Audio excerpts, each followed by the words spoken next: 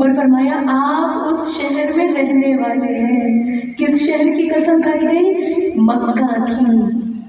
وہ شہر جس کو حضرت ابراہیم کے بیٹے اسماعیل اور حاجرہ علیہ السلام کے ذریعے آباد کرایا گیا. اللہ تعالیٰ فرماتے ہیں میں اس شہر کی قسم کھاتا ہوں، اور فرمایا آپ اس شہر میں رہنے والے ہیں، اور جننے والے کی قسم یعنی پیدا کرنے والے کی قسم اور اس کی جس نے جنا ہے، بے شک لقد خلقنا الانسان فی کبد، فرمایا بے شک ہم نے انسان کو بڑی مشقت میں پیدا کیا ہے. انسان دنیا میں آیا ہی مشقت کی تھی. انسان پیدا ہوتا ہے تب سے مشقت دیکھتا ہے، مرتے دم تک مشقت دیکھے گا. فرمایا کیا وہ یہ سمجھتا ہے کہ اس پر کبھی بھی کوئی قادر نہیں ہوگا اور کہتا ہے میں نے ڈھیروں مال برباد کر ڈالا؟ کیا وہ یہ نہیں سمجھتا کہ اسے کسی نے نہیں دیکھا؟ کیا اللہ تعالیٰ فرماتے ہیں الم نجعل لہ عینین، کیا ہم نے اس کی دو آنکھیں نہیں بنائی؟ ایک نہیں دو آنکھیں دی. فرمایا اور ایک زبان اور دو ہونٹ دیے، ہم نے اسے دو واضح واضح رستے دکھا دیے. دیکھیں آنکھیں، انسان کی زبان، انسان کی ہونٹ، اللہ رب العالمین نے ایسی نعمتیں عطا کی ہے. دیکھیں یہ زبان کے ذریعے انسان اپنے ذہن کے سوال پوچھ سکتا ہے. جہاں انسان کو رستے کی سمجھ نہیں آ رہی، انسان اپنی زبان کے ذریعے رستہ پوچھتا ہے کہ وہ جو صحیح رستہ بتایا جائے. اور آپ اور میں جب ہم دین کے معاملے میں بات کرتے ہیں تو اللہ تعالیٰ فرماتے ہیں دیکھو تمہیں ایک زبان، دو ہونٹ اور دو آنکھیں عطا کی گئی تاکہ تم ان کا استعمال کر کے ہدایت کے راستے کی طرف آ جاؤ، تم اپنی ہدایت کا انتظام کرو، تم جنت تک پہنچ جاؤ. تو اللہ تعالیٰ نے فرمایا دیکھو میں تمہیں دو راستے بھی دکھائے ہیں، پھر بھی وہ مشکل گھاٹی میں نہ گھسا. اور تجھے کس چیز نے معلوم کرایا؟ آپ کیا جانے کہ وہ دشوار گزار گھاٹی کیا ہے؟ مالداروں کے لیے بلندیوں پر لے جانے والا مشکل رستہ کون سا ہے؟ وہ دشوار گزار گھاٹی کون سی ہے؟ اللہ تعالیٰ فرماتے ہیں وہ ہے فَكُّ رَقَبَةٍ، کسی کی گردن آزاد کرانا. انسان کے جو نیکیوں کا گراف ہے بڑی سپیڈ سے اوپر جاتا ہے، لیکن یہ سپیڈ سے اوپر جائے گا اس کے لیے کام کچھ ایسے کرنے ہوں گے جو اتنے مشکل ہے دکھنے میں جیسے کسی دشوار گزار گھاٹی پہ چڑھنا، کسی پہاڑی پر چڑھنا. نمبر ایک کیا ہے؟ کسی گردن کو آزاد کرنا. کوئی بے گناہ قید ہے، پہلے دور میں غلام تھے ان کو رہا کرنا. اور فرمایا نمبر دو یا پھر کسی بھوک والے دن میں کھانا کھلانا. گردن چھڑانے کی فضیلت، لیکن دوسری جگہ کیا ذکر آیا؟ صدقہ کر دینا، کھانا کھلا دینا، بہترین صدقہ کھانا کھلانا. اور کس دن میں؟ جس دن خود کو بھی ضرورت ہے. اللہ کے نبی صلی اللہ علیہ وسلم فرماتے ہیں مسکین پر صدقہ صرف صدقہ ہے، لیکن رشتہ دار مسکین پر صدقہ کرنا صدقہ بھی ہے اور صلہ رحمی بھی ہے. آج آپ اور میں دیکھیں جب بات آتی ہے صدقے کی تو آپ اور میں ایسے لوگوں کو دیتے ہیں جہاں سے بدلے میں عزت ملے گی، جہاں سے بدلے میں شہرت ملے گی، جہاں سے بدلے میں انسان کو نام ملے گا. جبکہ اللہ تعالیٰ فرماتے ہیں دیکھو دشوار گزار گھاٹی ہے، صرف اپنے رب کا چہرہ چاہنے کے لیے کسی مسکین کو بھوک والے دن کھلانا، یتیمن کسی یتیم کی کفالت کرنا. اور وہ کون ہے؟ ذا مقربہ، جو بڑا قریبی ہے. قریبی رشتہ داروں کے ساتھ ہی تو مقابلے چلتے ہیں، کمپیریزن ہی وہاں پہ ہوتے ہیں، مقابلے وہاں لگائے جاتے ہیں، سبقت وہاں لے جائی جاتی ہے. لیکن اللہ تعالیٰ فرماتے ہیں یہی تو وہ رشتے تھے جو تمہیں جنت تک لے جاتے ہیں. اور فرمایا یا مٹی میں ملے ہوئے کسی مسکین کو، پھر یہ کہ وہ ان لوگوں میں سے جو ایمان لائے اور جنہوں نے ایک دوسرے کو صبر کی، وصیت کی، تاکید کی.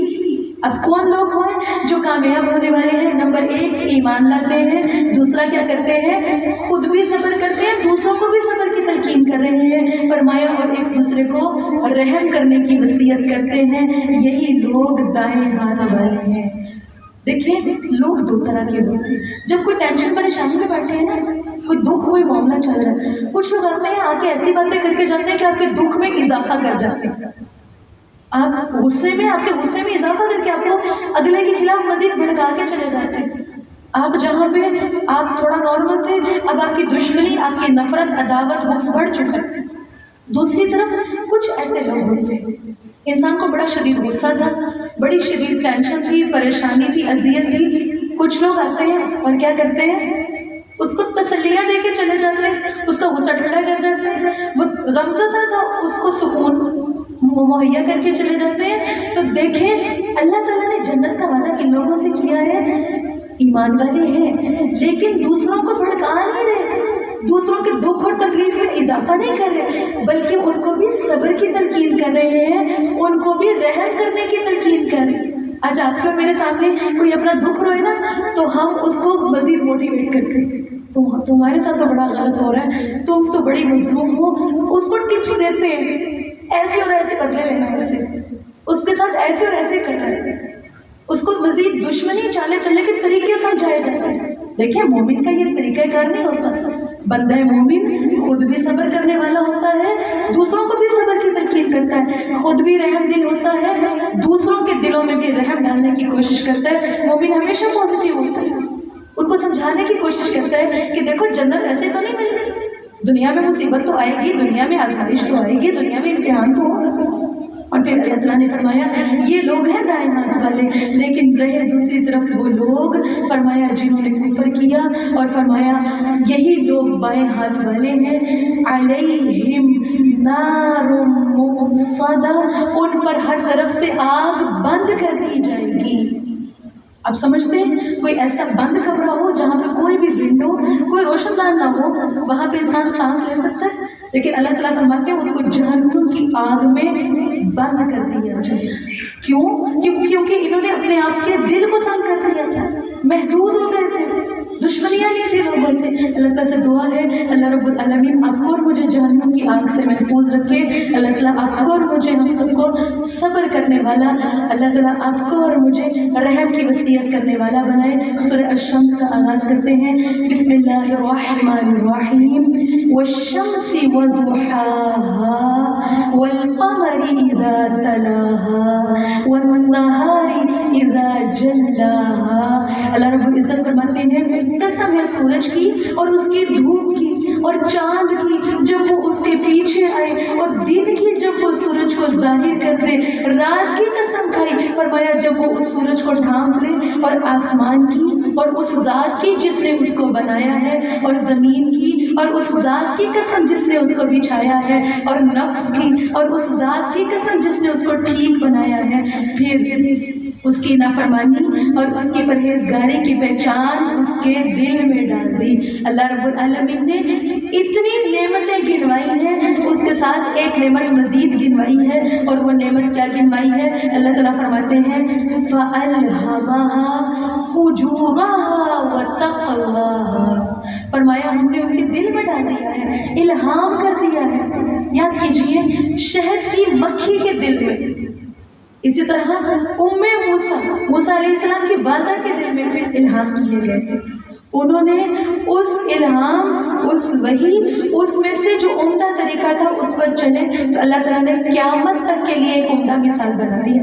شہد کی مکھی کا ذکر قرآن میں کیا گیا، موسیٰ کا ذکر قرآن میں کر دیا گیا، آپ کو اور مجھے وہ بھی ایک عورت تھی نا، اس کی مثال دے دی گئی۔ اب اللہ رب العزت فرماتے ہیں کہ دیکھو اللہ تعالیٰ نے ہر انسان کے دل کے اندر اس کے دو چیزیں رکھ دی، اور وہ کیا چیزیں ہیں؟ نمبر ایک اس کی فجور، اس کا نافرمان، اس کا گناہگار ہونا، نمبر دو اس کا تقویٰ اور اس کا متقی ہونا۔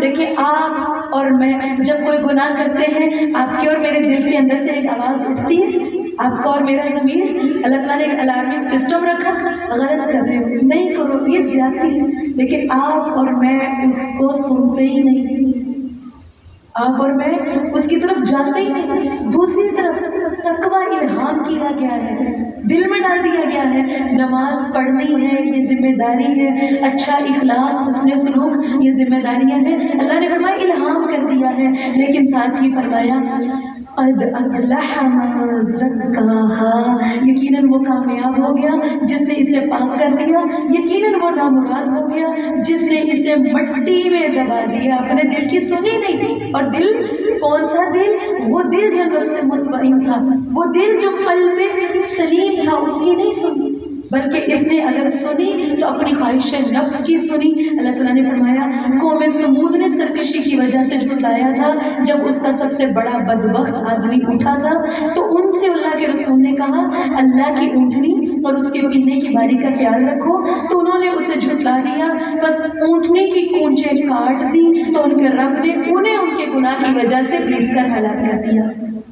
اگر آپ سب کے ہاتھ میں قرآن ہے، آیت نمبر 12 دیکھیے، اللہ تعالیٰ نے فرمایا اِذِ انبعث اشقاها، جب اس امت کا سب سے بدبخت ایک شخص کھڑا ہوتا ہے، کھڑا ایک شخص ہوا ہے، ایک شخص نے اس اونٹنی کی کونچیں کاٹی ہیں جو اللہ کی طرف سے معجزہ تھی۔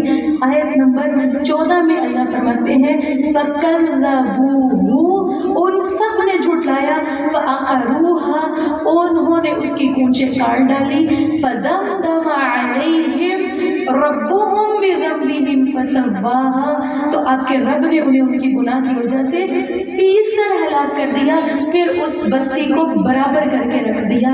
گناہ ایک بندے نے کیا ہے، اٹھ کر ایک بندہ کیا ہے، ٹک ایک بندے نے لگائے، لیکن اللہ رب العالمین نے عذاب پوری قوم کو دیا ہے، سزا پوری قوم کو ملی ہے۔ وجہ کیا ہے؟ یہ قوم اس کو موٹیویٹ کرنے والی تھی، ہمدردیاں تھی ساتھ، اس کو جوش دلانے والی تھی، اور انہوں نے اس کے غلط کو غلط کہا ہی نہیں، سپورٹ کر دیا اس کو۔ تو اللہ رب العزت فرماتے ہیں ہم نے سارا کوئی پیس کے رکھ دیا۔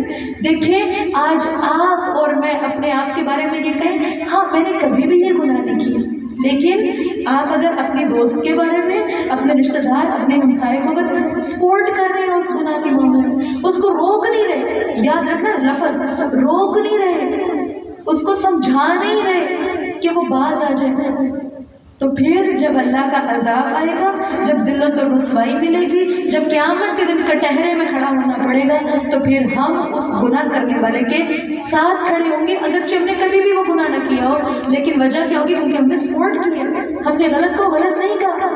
آج کتنے کام ایسے ہیں جو بچیاں کہتی ہیں ہم نے تو کبھی غلط نہیں کیا، لیکن دوستوں کو سپورٹ کر رہے ہوتے ہیں حرام کام میں، تو کل قیامت کے دن جو سزا ان غلط کرنے والوں کو ملے گی وہی سزا اس سپورٹ کرنے والے کو بھی ملے گی۔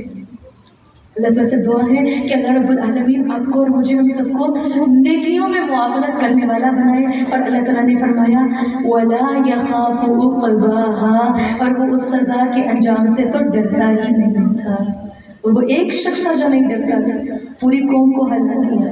اللہ تعالیٰ سے دعا ہے کہ اللہ رب العالمین آپ کو اور مجھے سمجھ عطا فرمائے۔ سورہ اللیل کا آغاز کرتے ہیں، بسم اللہ الرحمن الرحیم، واللیل اذا یغشا والنہار اذا تجلی وما خلق الذکر والانثی۔ اللہ تعالیٰ نے فرمایا قسم ہے رات کی جب وہ چھپ جائے، جب وہ چھا جائے، دن کی قسم جب وہ روشن ہو جائے، اور اس کی جو اس نے پیدا کیا نر اور مادہ، بے شک تمہاری کوشش یقیناً مختلف ہے، ان سعیکم لشتیٰ۔ دیکھیں آج آپ اور میں ہم سب کوششیں کرتے ہیں، صبح سے لے کے شام تک کوششیں کرتے ہیں، لیکن ہر انسان کی کوشش علیحدہ ہے۔ فرمایا بس لیکن وہ شخص جس نے دیا، اللہ کے راستے میں خرچ کیا، نافرمانی سے بچا، اس نے سب سے اچھی بات کو سچ مانا۔ فرمایا یقیناً ہم اسے آسان راستے کے لیے سہولت دیں گے۔ مطلب کیا ہے؟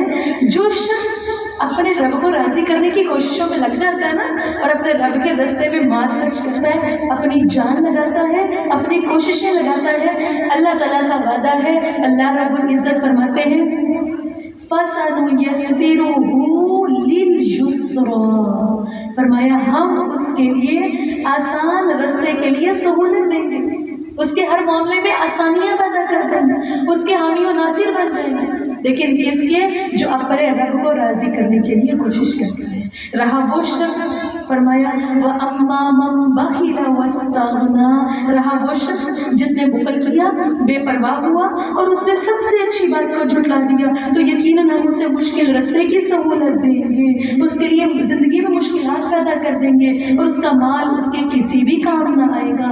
فرمایا جب وہ گڑھے میں گر جائے گا، دنیا میں بہت بڑے بنتے تھے، لیکن جب قیامت کے دن جہنم کی کھائی میں گرو گے تو نہ مال کام آئے گا، نہ عزت کام آئے گی، نہ فالوورز، نہ شہرت کام काम आएगी और फरमाया बेशक हमारे जिम्मे तो रास्ता बताना है। आज आपको और मुझे रास्ता बता दिया क्या? पर वो रास्ता कैसे बता दिया गया?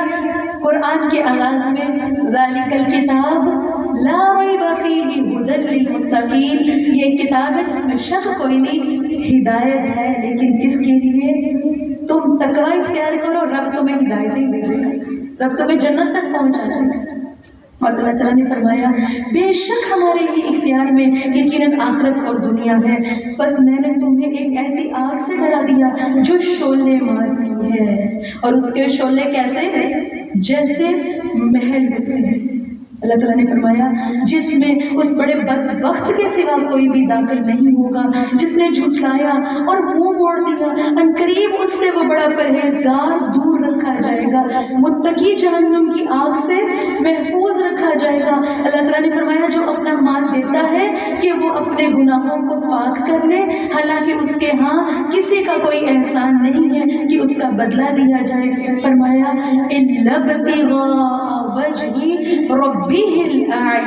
मगर वो तो सिर्फ अपने उस रब का चेहरा तलब करने के लिए देता है जो सबसे बुलंद है, यकीनन अनकरीब वो राजी हो जाएगा।